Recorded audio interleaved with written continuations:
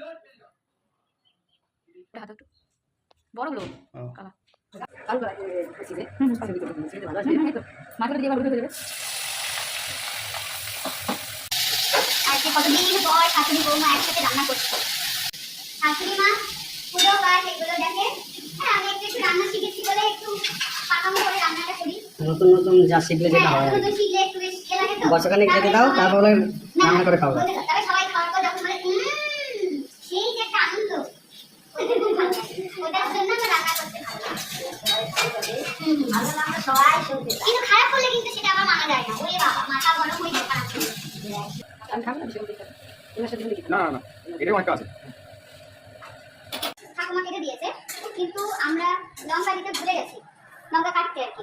তখন কি করবো আমরা শেষ মুহূর্তে এইভাবে লঙ্কাটা দিয়ে এভাবে দিয়ে এভাবে দেবো। এটা আমি আমার শাশুড়ি মায়ের কাছ থেকে শিখেছি। কোনো ছুরি লাগবে না, বটি লাগবে না, কিছু না। এই যে, এখানে রাখে।